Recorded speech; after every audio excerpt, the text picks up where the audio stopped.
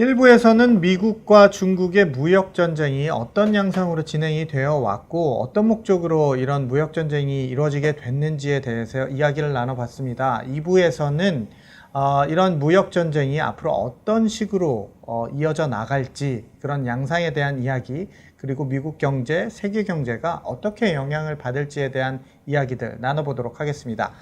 노 교수님, 예. 이렇게 무역 분쟁이 이제 진행이 되고 있는데 이 같은 무역 분쟁이 과거에도 있었잖아요. 과거에 그렇죠. 나온 이후에 예. 미국 경제가 어떤 영향들을 받았는지 한번 설명해 주시죠. 두 번 정도의 그런 사례가 있는데 다 미국 경제에 뭐 좋지 않은 그런 결과가 왔습니다. 네.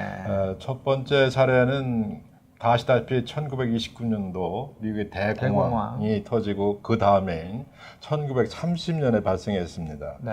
이 당시에 그 보복 관세를, 미국이 관세를 때리자 주변 국가들이 관세를 보복적으로 때리고 뭐 이러면서 그 대공황의 그 불황의 골이 더 길게 갔다. 네. 되게 이렇게 후세 경제학자들이 되게 분석을 하고 있습니다.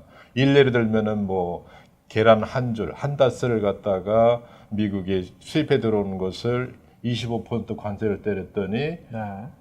이웃 나라인 캐나다는 그것의 8배입니까? 300% 관세를 때렸다는 거예요. 네. 이런 식으로 여러 품목에 보편화돼서 이렇게 관세가 때리는, 그래서 상당히 그 경제 불황이 깊어지는 원인을 제공했다. 뭐 그런 그 분석들을 하고 있었고. 네. 두 번째. 두 번째 경우는 뭐 2002년도 조지 W 부시 대통령 때 철강 제품 수입에 대해서 관세를 때렸었는데, 이 당시에 유럽연합이 그 보복 관세를 부과하겠다고 선언하자마자 바로 2년 만에 네. 이 관세 부과를 철회를 했습니다.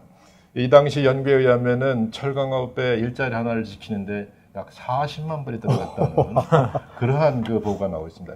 그러니까 해외에서 싸게 사들일 수 있는 것을 법적인 힘으로 강요해서 들어오지 못하게 하니까 이와 같은 엄청난 경제적 비용을 미국 경제에 부과했던 비용이 늘어날 수밖에 없는 상황이 그렇죠. 만들어졌고. 예. 네. 그래서 무역이라는 게 원래 상호 혜택을 주기 때문에 일어나는 건데, 그것을 막게 되면은 상대방이 또 그 반대급부적으로 그 어떤 그 보복을 때리는 그런 일들을 많이 발생하고 있습니다. 그래서 요번의 경우도 뭐 보면은 지금 뭐 주가가 말이죠, 1월 말에 시작해서 한 10% 조정 받았지 않습니까? 네. 그러고 나서 좀 많이 회복을 했었는데 또 이 무역 분쟁이 발생하면서 또 계속 빠지고 있죠. 7, 8% 빠진 일이 또 발생했습니다. 네. 그것만 봐도 이게 솔직히 주가라는 게 뭡니까? GDP 성장에 굉장히 믿음직하고 굉장히 정확한 선행지수입니다. 그렇죠. 그러니까 선행지수죠. GDP가 떨어질 것을 미리 선행적으로 보여주는 겁니다. 네. 러스트벨트 얘기를 좀 나눠봐야 될 것 같습니다. 아까 1부에서 저희가 트럼프 대통령이 이런 정책을 추진하는 이유 중에 하나, 정치적인 이유 중에 하나가 이 러스트벨트의 부활에 그런 게 대해서 있죠. 이야기를 했는데, 이게 정말 이렇게 트럼프 대통령이 이런 거를 추진을 하고 이런 정책들을 추진을 했을 때 러스트벨트가 부활할 가능성이 있는 겁니까? 참 얘기가 복잡합니다. 제가 보기에는 일단 이것을 학문적으로 그 근거를 제공한 피터 나바로 그 백악관의 무역 제조업 국장이라고 하죠. 이 국장은 솔직히 통상무역 전문가가 아닙니다. 그렇죠. 그래서 많은 이 통상 문제를 연구하는 사람들이 이 사람의 주장에 근거해서 이 트럼프 대통령이 밀어붙이는 이 정책은 상당히 위험하다. 성공할 가능성이 상당히 좀 없어 보인다. 이런 생각을 하거든요. 솔직히 그 제조업 분야가 황폐화가 되는 거, 미국에 지금 뭐 여기가 어떻습니까? 10% 정도가 제조업에 종사한다고 했습니까? 고용인구에? 그거는 전체 고용 인구의 한 8.5%? 제가 10% 채 안 되는 거죠. 그 전에만 해도 네. 한때 제일 잘 나갔을 때는 한 30%였었는데 그렇죠. 많이 그게 줄어들죠. 쭉쭉 떨어지다가 네. 지금 금융위기 때 한 10%, 한 12% 정도 됐었는데 그게 이제 금융위기 이후로 한 10% 미만으로 뚝 떨어진 거죠. 예, 그래서 지금 학자들의 분석을 보면 말이죠, 이 제조업의 고용 인구가 굉장히 많이 줄어들고 있는데 가장 근본적인 원인은 무역으로부터 찾는 게 아니라 이것이 자동화되면서, 그렇죠, 자동화되면서 적은 인원을 가지고 생산을 하는 겁니다. 그래서 자동화돼서 생산하다 보면 생산 단가가 떨어지겠죠. 그러면 얼핏 생각에 단가가 떨어지면 더 많이 제조업 제품을 수용할 것 같지만 그렇지 않다는 거죠. 그러면서 그 제조업의 고용 인원이 점점 줄어드는 현상이 뚜렷하게 나타나고 있는데 네. 제조업을 수출해갖고 해외에서 항상 무역 흑자를 유지한 독일이나 일본을 봐도 똑같이 나타납니다. 제가 한국에서 떠나기 전에 분석한 한국도 그렇습니다. 제조업의 이 고용인구가 지속적으로 감소하고 있습니다.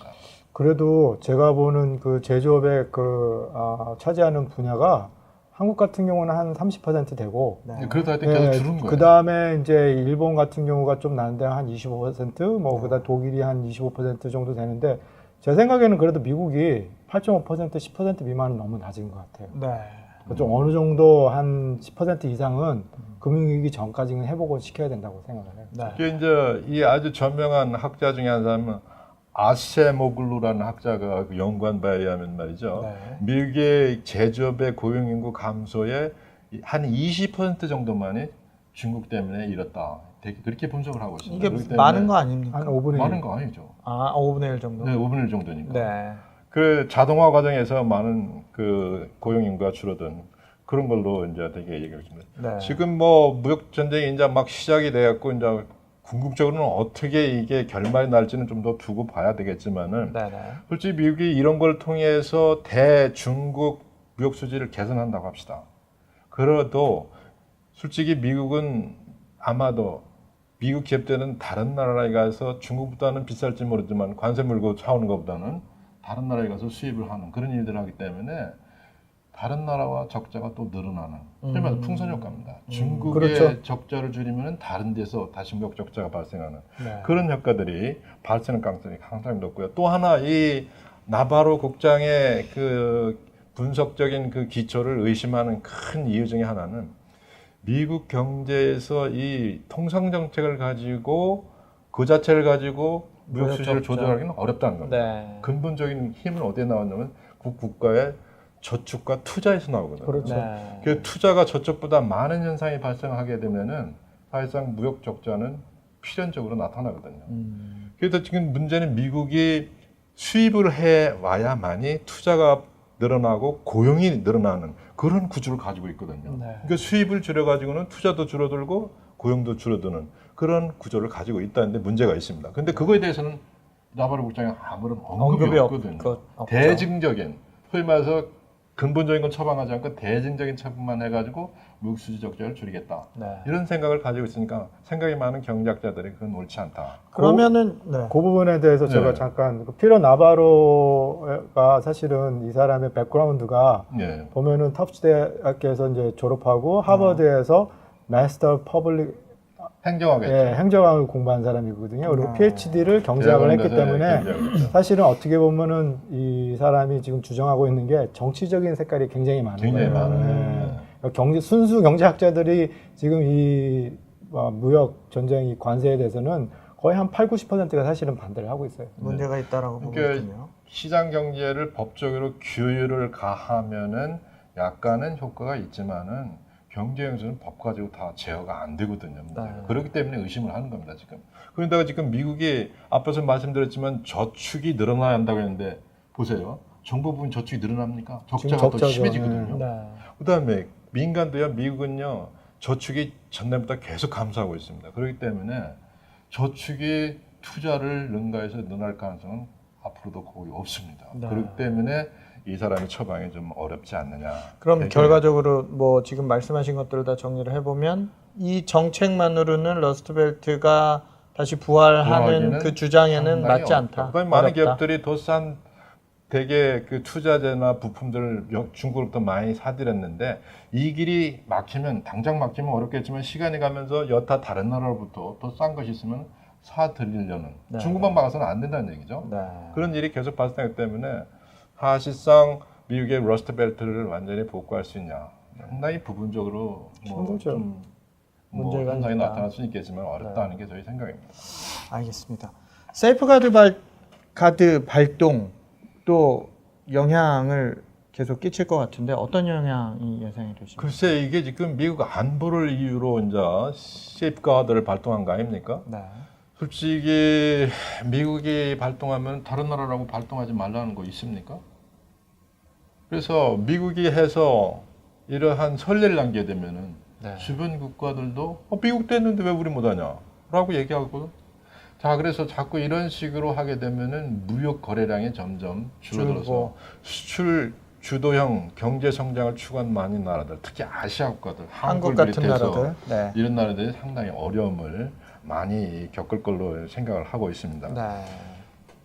그래서 뭐 요번에 뭐 미국이 철강, 알루미늄에 대해서 관세 때리니까 중국이 또 때렸고요. 네. 그다음에 지적재산권 보호를 하겠다고 미국이 때리니까 또 중국이 또 때리겠다고 선언을 했지 않습니까? 네, 네. 물론 이것이 완전히 확정된 데는 시간이 좀 가겠지만은 지금 이제 이런 것들이 계속됨으로써 어떤 그 무역의 성장이랄까, 세계 경제의 성장이랄까, 계속 이런 장벽이 것들은 높아지는 거니까 예, 어쨌든 아마 어려움이 세계 경제가 뭐 생기겠군요. 올해는 뭐 네네. 대호황을 예언했지만은 이런 것들을 위해서 경제 성장이 좀 감소하고 특히 한국 같이 대외 무역을 통해서 경제 성장을 주도해온 나라들은 상당히 어려울 거고 네네. 그렇죠? 그럼 당장 나타나는 게 보세요. 미국이 이게 이게 주식시장에서 불확실성이 증대하니까 네. 솔직히 지가 투자하려는 그 회사의 주식이 이 무역 전쟁으로부터 어떤 피해를 받을지 알 수가 없죠. 알 수가 네. 없잖아요. 앞으로 지금 뭐 서로가 치고받고 하는 것이 다 되고 나야 이제 어떻게 된다는 걸 알기 때문에 네. 그러니까 되게 이제 아무래도 주식 투자를 꺼려하고 그 부분에 제가 이런 이제 것들이 나타나고 있는 그 겁니다. 한마디 하고 싶은 게 어저께 그 로버트 실러 예일 대학교의 교수님이 네.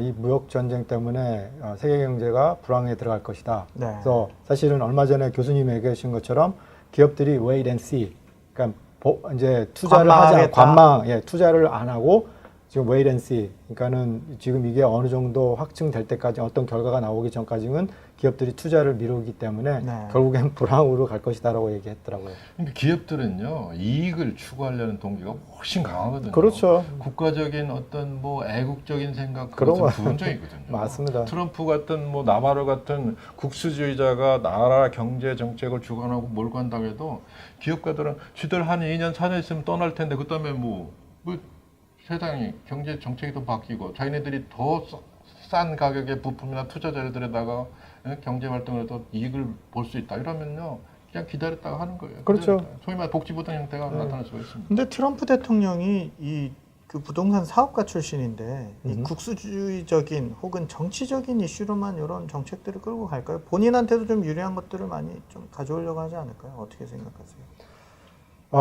글쎄요. 뭐 저는 이제 그 트럼프에 대해서 요 근래에 대해서 좀 이제 본 걸로 보면 어쨌든 간에 이 사람이 이 무역 정책에 대해서 적자에 대해서 예전에도 그 반대 표명을 줄여야 된다고 일본이 미국에 대해서 엄청난 무역 흑자를 보고 있을 때 네. 신문 광고까지 내면서 네. 줄여야 된다고 했던 사람 중에 한 사람이에요. 그러니까 일관성은 있는 거예요. 그렇죠. 예. 단순히 이 사람은 자기의 이익뿐만이 아니라 진짜로 그 American First 네. 그거를 실질적으로 이제 진짜로 필요하다고 생각해서 이 정책들을 지금 하고 있는 거라고 저는 생각을 하고 있습니다. 개인 사업에서 자기 이익을 극대화하게 노력한 것처럼 자기가 대통령이 되는 이상은 미국의 이익을 극대화시키는 그렇죠. 그런 쪽의 생각을 이렇게 연장적으로 하고 있는 것 같아요. 점점 김 교수님은 트럼프 바가 되어 가시는 저는 거. 사실 정치적으로는 데모크래시예요. 네. 제가 그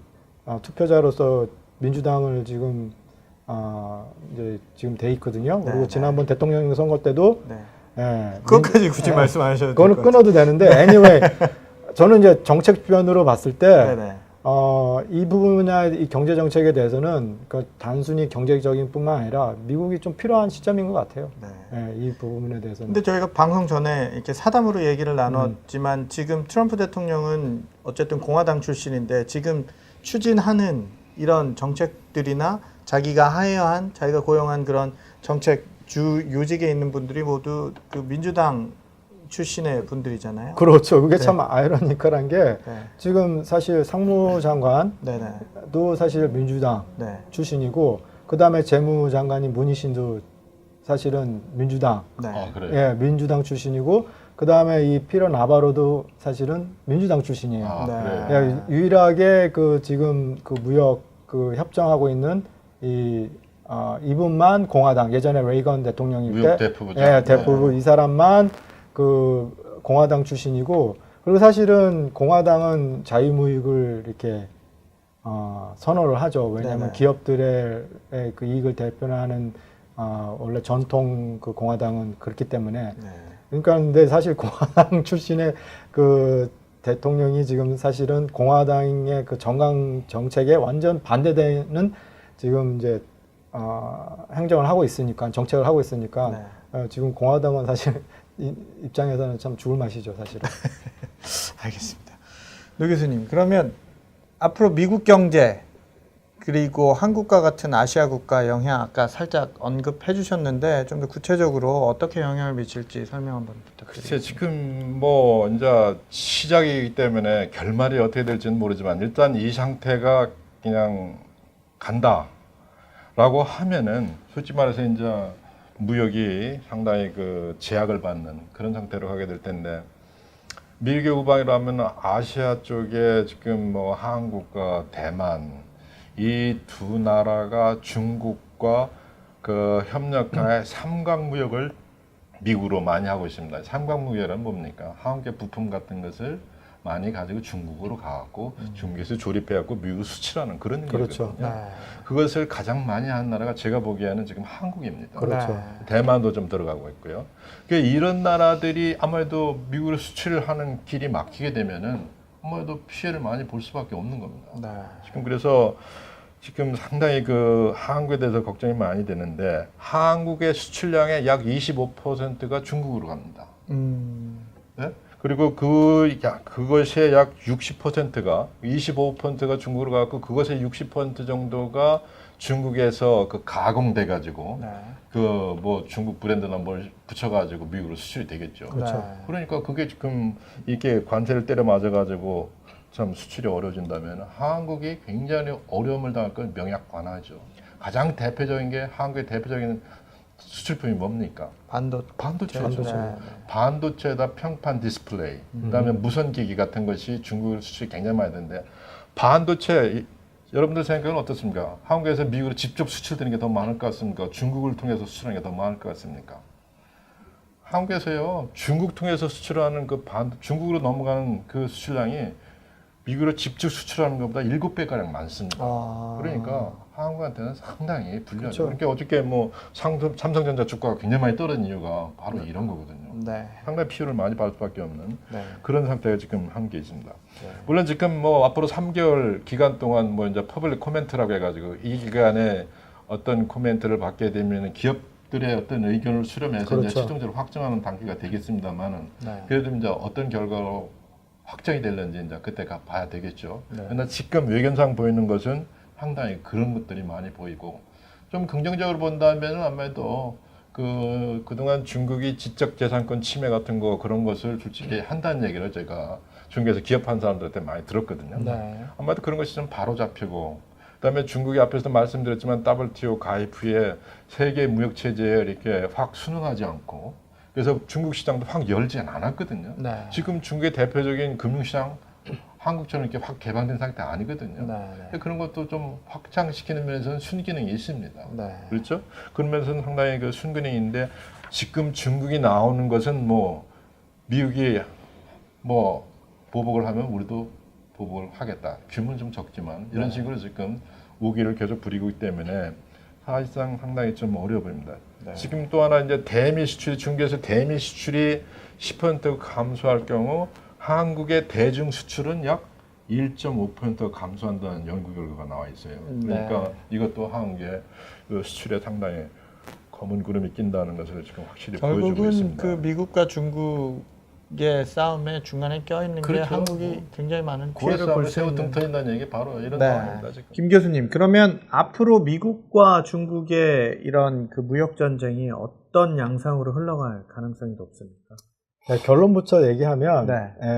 중국이 미국의 트럼프가 요구한 그 100억, 그러니까 1000억 달러의 상품을 구매를 할 것 같아요. 그런 방식으로. 예, 네. 왜냐하면 그 트럼프가 대통령이 그 트위터에서 중국한테 100 빌리언 달러, 1000억 달러의 적자할 수 있는 방법을 내놔라, 줄여라 이렇게 요구를 했거든요. 그러니까 중국이 무슨 소리냐, 못한다 이렇게 나왔거든요. 네.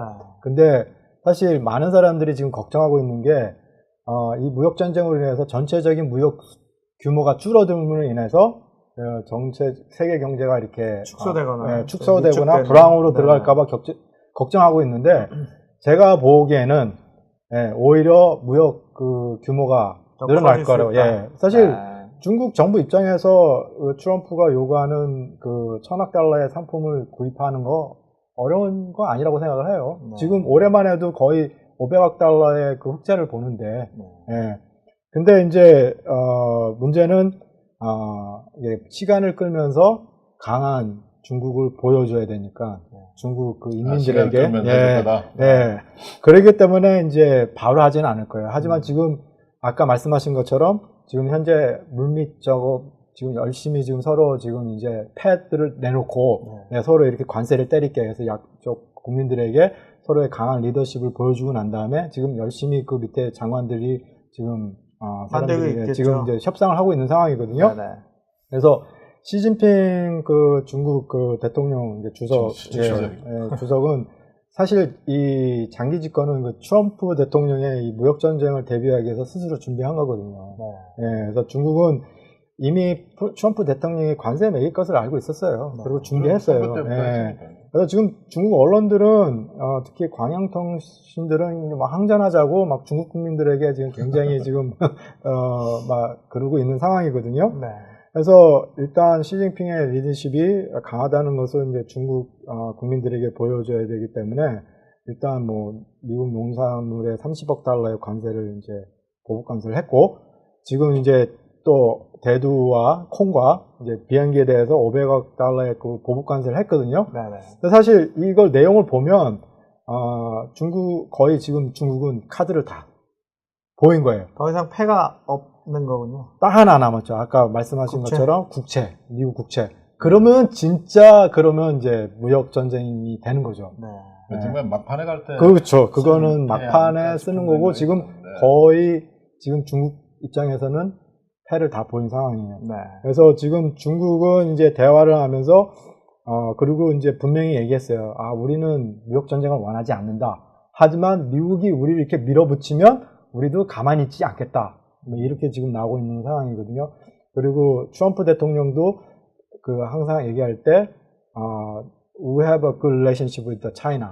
난 시진핑 대통령을 좋아한다. 막 이렇게 지금 얘기를 하고 있는, 시 주석을 좋아한다. 우리는 아주 좋은 릴레이션십이 있다. 하지만 이거는 필연적이다. 이렇게 하고 있기 때문에. 너무 손해가 많다. 그렇죠. 이건 더 이상 놔두면 안 된다. 이렇게 하고 있기 때문에 지금 하고 있는 상황이기 때문에 오히려, 중국 정부하고 이제 대화를 하면서 중국에서 미국 제품을 한 1,000억 달러를 더 수입을 하면서 봐라 나는 내가 원하는 봐라 이제 강한 리더십 그런 것들을 보여주는데 중국 입장에서는 바로 그걸 해주진 않죠. 일단은 이제 좀 시간을 끌면서 이제 뭐 어떤 네고시에이션을 하겠죠. 그러면 앞으로 미국의 어떤 그 경제에 미치는 영향도 예상을 아까 노 교수님께서 해주셨지만 이 궁금한 건 앞으로 주식 시장 또 그 다음에 기준금리 인상 여부 이런 것들이 영향을 미칠 걸로 예상이 좀 되는데 이 부분은 어떻게 분석하시나요? 참 우리가 첫 번째 방송 때 이 부분에 대해서 언급을 했던 것 같아요. 그래서 제가 연준이 금리를 올해 3번 올리겠지만 만약에 이 무역 관세로 인해서 무역 전쟁이 이슈가 생기면 굉장히 그 조정 시장이 길어지고 지금 현재 이제 일단 그 5월 달까지 그 기업들의 그 의견을 이제 지금 수입하고 지금 이제 듣고 있는 상황이고 그 다음에 이제 사실 중국과의 그 협상이 바로 되지는 않을 것 같아요. 시간이 걸리고 이거를 또 이제 완전히 실행하는 데 있어서 한 180일 정도가 걸리기 때문에 그렇게 돼서 지금 이제 미국 경제나 세계 경제가 좀 어려워지게 된다면 이제 그 연준에서는 금리 인상을 이제 3번 못한 것 같습니다. 왜냐하면 얼마 전에 또 피터 나바로도 그랬거든요. 야, 연준 너무 금리 빠르게 올리지 마. 그리고 그 또 샌루이스 연준의 그 의장도 이 관세 무역 전쟁으로 인해서 연준이 하고 있는 이 정상화 금융 정상화 정책에 영향을 받을 것이다 네. 라고도 얘기를 했습니다. 네. 그래서 일단 3번은 힘들 것 같고 좀 제동이 네. 걸리고 좀 네. 이렇게 더 저희가 1회 방송에서 예상했던 것보다는 좀 그렇죠. 적게 올릴 가능성이 높다. 만약에 심각하면 오히려 금리를 내리지 않을까. 이건 제 생각입니다. 네. 그거는 이제 만약에 이게 무역 전쟁으로 진짜로 왜냐하면 지금 사실 극단적으로 나가서 미국 심화된다고 불황에 들어간다면 뭐 연준에서는 할 수 있는 거는 뭐가 있겠어요. 금리 인하 해야죠. 노멀라이제이션? 그거 다 때려치우고 바로 금리 인하 해야 돼요. 뭐 어떻게 하겠습니까? 그게 주식 이제 네네. 그러면은 오히려 주식 시장한테는 좋은 거죠. 다시 유동성이 공급이 되니까. 그건 이제 기준금리가 내려간다고 가정을 했을 때 좋아지는 거고. 그렇죠. 지금 한 몇 개월 앞으로 몇 개월 이런 지금 이슈들이 계속 나오고 있는 상황에서는. 근데 변동성이 계속 있죠. 변동성은 계속 지속될 거다. 주가의 폭락과 폭등 뭐 이런 것이 뭐 상당히 반복되는 그 변동성이 강화되는 건 사실인 것 같습니다. 네. 그리고 이제 한 가지 이제 더 붙이고 싶은 거는 얼마 전에 왜 그러면 이 이슈를 왜 그 전임 대통령이 내버려 뒀느냐 그런 질문을 받은 적이 있었어요. 그래서 사실은 그 피터 나바로가 미국의 3대 제일 안 좋은 무역 그 협정이 첫 번째가 중국을 WTO에 가입시킨 거, 두 번째가 북미 자유 나프타를 협정한 거, 그 다음에 한국과 그 프리 트레이드, 한국 한미 FTA 이 3가지였는데 일단 세 번째 거는 이제 이번에 해결이 됐잖아요.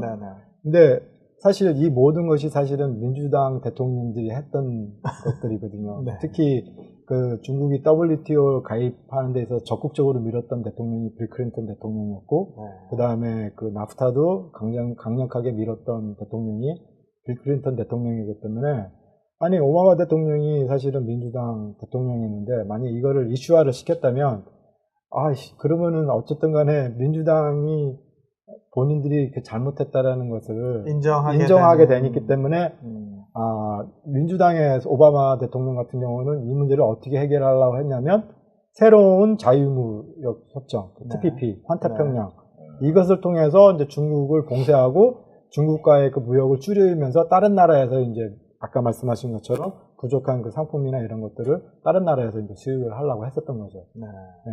근데 이제 트럼프는 당선되자마자 TPP 바로 그냥 탈퇴해버린 거죠. 그리고 지금 말씀드렸던 것처럼 지금 사실 트럼프는 얼마나 강력하냐면 WTO도 완전히 리폼하겠다, 개혁하겠다. 사실 미국 주도하로 만들어놓은 이 WTO도 더 이상 미국의 구익에 불입하지 않으면 리폼하겠다고 했거든요. 그만큼 이번에 이 무역 전쟁 이거에 대해서 강력하게 나가고 있어요. 그래서 사람들은 이게 뭐 확장되지 않을 거다. 근데 상당히 주의 있게 봐야 돼요. 알겠습니다. 오늘 말씀 감사합니다. 세계 경제가 시시각각으로 변화가 되고 있고 그 중심에 있는 미국 경제도 하루가 다르게 변화를 하고 있습니다. 이런 흐름들 잘 살펴보면서 대응하는 것이 중요할 것 같습니다. 오늘 경제가 보인다에서 준비한 시간은 여기까지입니다. 다음 시간에 더욱 좋은 알찬 내용으로 다시 찾아뵙겠습니다. 시청해주신 여러분들 고맙습니다. 감사합니다.